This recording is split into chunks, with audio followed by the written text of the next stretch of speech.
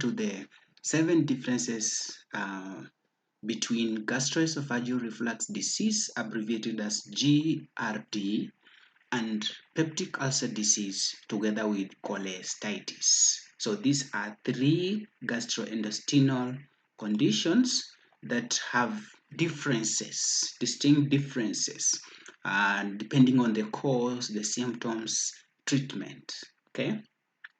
When you start with the definition, you're saying that gastroesophageal reflux disease is a chronic condition whereby the stomach acid and contents flow back into the esophagus, causing irritation and symptoms like heartburn. Whereas peptic ulcer disease, these are open sores or lesions that develop on the inner lining of the stomach. This could be the gastric ulcers or the upper part of the small intestines. This could be duodenal ulcers. Cholesystitis, on the other hand, is the inflammation of the gallbladder, and this is often due to the gallstones blocking the bile ducts.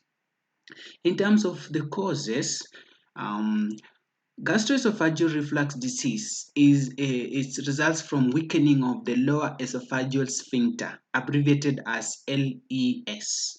It can also be caused by obesity, pregnancy, smoking, and certain foods.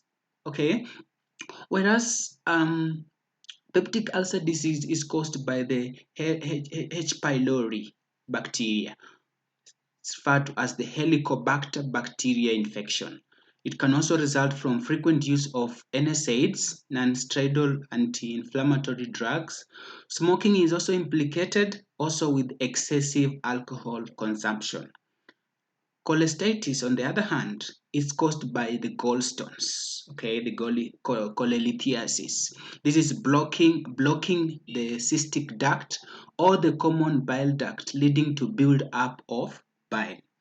On the key symptoms, find that gastroesophageal reflux disease is, you'll find somebody will present with heartburn, regurgitation, chest pain, difficulty in swallowing, and chronic cough.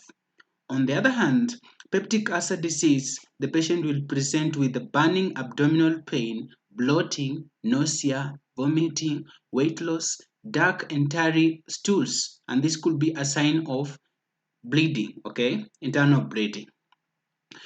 Cholesystitis, the patient presents with severe right upper abdominal pain, nausea, vomiting, fever, yellowing of the skin and the eyes, what we normally refer to as jaundice in some cases. On the diagnostic procedures, the patient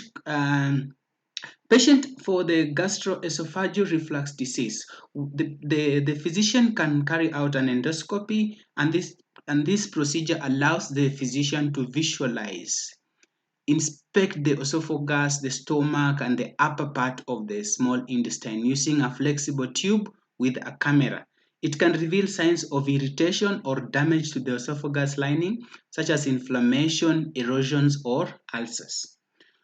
The physician can also perform the pH monitoring, and this test measures the acidity levels in the esophagus over 24-hour period.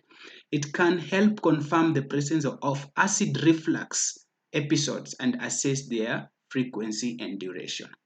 On the barium swallow, this is an imaging test. The patient swallows a contrast solution containing barium, which coats the esophagus and the stomach. Then X-rays are then taken to visualize any abnormalities such as the hiatal hernias or structural issues. Esophageal manometry, this test measures the pressure and function of the lower esophageal sphincter and the esophageal muscles.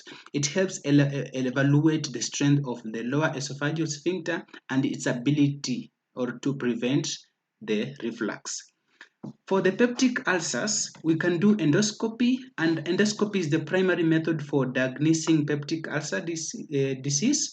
It allows the physician to directly visualize the ulcerated area in the stomach or the duodenum, and may also involve the use of a simple tissue. Yeah, we can also do the biopsy for take the biopsy for testing. We also have the breath blood or stool tests. So these tests can detect the presence of Helicobacter bacteria, which is the common cause of peptic ulcers.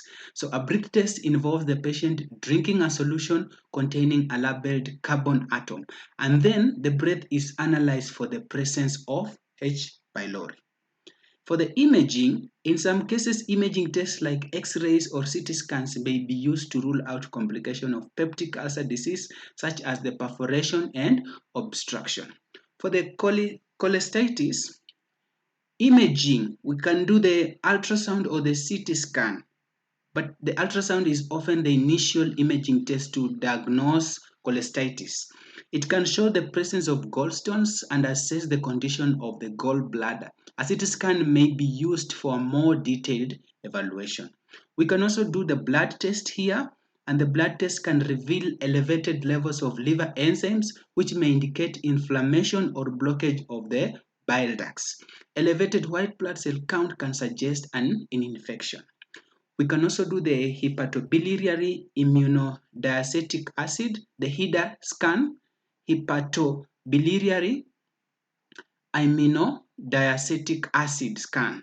So this test assesses the gallbladder function. So a radioactive tracer is injected into the bloodstream, and its uptake and excretion by the gallbladder is monitored. So a non-functional gallbladder may suggest cholecystitis. So those are the diagnostic tests that can be done. What about the treatment? For the treatment for the gastroesophageal reflux disease, we have lifestyle modification. You modify your diet, you modify, work on the weight management, use medication such as anti-acid, proton pump inhibitors, and in severe cases, surgery, the fundoplication, okay?